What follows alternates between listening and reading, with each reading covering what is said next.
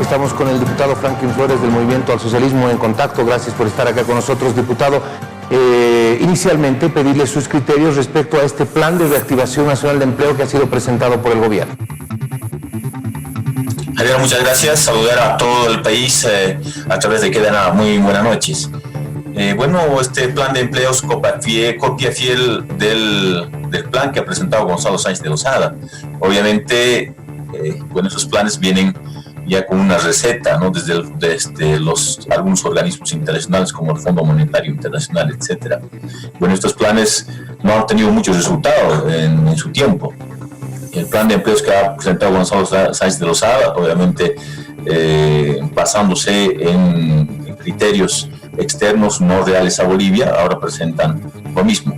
Pero de todas formas, lo que debe entender el gobierno de Yanine Áñez es un gobierno que en este momento está en transición, está a 6 meses de las elecciones, y lo más importante sería que el futuro presidente o presidenta que venga no presente el plan para las y los bolivianos para salir de la crisis económica, social y política. Bueno, se va a pasar a la Asamblea Legislativa, por supuesto, algunas consideraciones respecto a este decreto, a este plan de reactivación para finalmente canalizar algunos recursos. Uno de esos es la planta de polipropileno, esta planta de polipropileno que tendría que transferir recursos para la reactivación de los 4 pilares. ¿Cuáles son las evaluaciones iniciales de la bancada del MAS? Porque le va a tocar a la bancada del MAS en diputados y senadores aprobar lo que sea el tema de los créditos. Bueno, seguramente habrá un momento de revisar todos los documentos que envía el Ejecutivo a la Asamblea Legislativa Plurinacional. Por tanto, ese tema seguramente estará en debate, pero vuelvo a referirme nuevamente. Los planes de empleos que presenta este gobierno no es ahora solamente, ya anteriormente, a principios de año, ya la señora Áñez había anunciado lo mismo, que va a generar más de 500.000 empleos, etcétera. Van a adoquinar calles, van a empedrar calles, etcétera. Es un plan que obviamente había presentado muy similar Gonzalo Sáenz de Lozada. Obviamente ahora se ratifique en eso y tenga la plena seguridad que muchos de ellos no son pues adecuados para los bolivianos. De todas formas, revisaremos el documento enviado en la Asamblea Legislativa Plurinacional. Muy bien. Diputado, le voy a cambiar el rumbo de las informaciones. La Comisión de Educación y Salud de la Cámara de Diputados, de la que usted es preside esta comisión, ha aprobado 2 proyectos de ley sobre el tema de los pacientes con COVID-19. Uno referido a la atención de los enfermos en clínicas privadas y el otro referido al tema de la donación de plasma hiperinmune. Sí, evidentemente, Javier, se han aprobado 2 proyectos de ley importantes a iniciativa de los diputados de las diferentes bancadas. En este caso, la primera ley referido a la donación de plasma de manera voluntaria ha sido aprobada en la comisión. Sí, tiene casi 4 componentes ese proyecto de ley. Por un lado, que las iniciativas de incentivos que está dando los sectores privados, personas naturales y colectivas, no sean considerados, ¿no?, como venta o finalmente no sean tipificados o sancionados en la ley. Un segundo aspecto de esa ley establece el registro único de personas que hayan superado el coronavirus, y acompaña a eso, ¿no?, otro segundo elemento es que las personas con coronavirus también se registre, pero los donantes aptos, ¿no?, las personas que hayan superado y también sean aptos para donar. No nos olvidemos que no todos los recuperados por coronavirus son aptos para donar. Entonces, otro tercer elemento que configura la ley también es las pruebas gratuitas. Aquella persona que haya superado el coronavirus vaya al banco de sangres y se haga la prueba respectiva, si es apto o no es apto, pero de manera gratuita. Ese monto, ese costo será cubierto por el nivel central del Estado y en algunos casos por los gobiernos autónomos municipales, como ahora se lo está haciendo.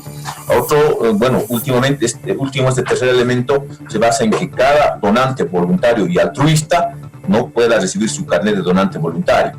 Y bueno, obviamente esa ley ha sido priorizada y además también hemos establecido en en una disposición final que en un lapso de 2 días hábiles el Ejecutivo deberá reglamentar esta ley. Así, contempla, esto es una ley muy temporal, dura la emergencia nacional, y obviamente eso será debatido en el pleno de la Cámara de Diputados. La otra ley que también es... Sí, le hago una consulta. A ver, en el tema este de el tratamiento y el diagnóstico y tratamiento en instituciones privadas o en clínicas privadas, en el sector privado, ¿tendría que ser el Estado el que reembolse todo esto? Que las clínicas, que el sector privado haga el diagnóstico, tratamiento, pero los gastos operativos, por ejemplo, ¿quién los reembolsa? ¿Quién cubre esos gastos? Bueno, esto es la segunda ley. Esta segunda ley viene de la Cámara de Senadores. La Cámara de Senadores ha trabajado un proyecto de ley aprobado en senadores, remitido a diputados, y bueno, en diputados, en consenso con senadores, hemos hecho una modificación importante. Esa ley se refiere a la atención gratuita del subsector privado a las personas que están infectadas con coronavirus. Pero no solamente habla de la atención ya en la etapa final, también habla del diagnóstico, tratamiento y curación del coronavirus. Entonces, también manifiesta en la propia ley que el nivel central del Estado cubrirá todos los gastos que requiere ese paciente, que va a ser transferido al subsector privado. También aquí hay que considerar que en esta ley no establece cuando haya saturación en los públicos, no. Ya ahora, desde la promulgación de esa ley, ya algunos hospitales, tanto de primero, segundo, tercer nivel, ya pueden transferir a los pacientes o a las personas que probablemente estén con coronavirus. Inclusive, no solamente para ya los diagnosticados, sino para su diagnóstico.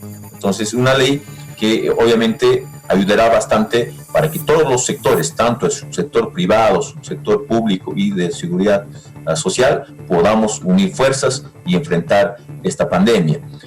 Por último, esta ley también se refiere a que el gobierno nacional, de manera transparente, además con los principios de economía, razonabilidad, no podrá transferir recursos, no por lo atendido del subsector privado a los pacientes con coronavirus que hayan transferidos. Una ley muy cortita, una ley ya consensuada con los senadores. Esperamos su aprobación en la Cámara de Diputados. Obviamente eso pasará nuevamente a senadores para su consideración correspondiente. Muy bien, muchísimas gracias. A propósito de estos dos proyectos que usted nos ha mencionado, que deberán seguir, por supuesto, el protocolo, el procedimiento legislativo para que se pueda hacer la aprobación de los mismos. Aprovecho la oportunidad también para preguntarle, se ha pedido un informe sobre el tema de la compra de respiradores que finalmente no han llegado al país, que se habría estado tratando de canalizar desde el Ministerio de Energía, diputado. Bueno, es algo muy delicado este tema, ¿no? Recursos del Banco Interamericano de Desarrollo, un presupuesto destinado a cubrir el tema de energía rural, la electrificación rural haya sido gastado de esta manera, y eso creo que es bastante delicado. Por un lado, amerita investigar. Ahora, este mismo trato, en los diferentes sectores está penado por ley.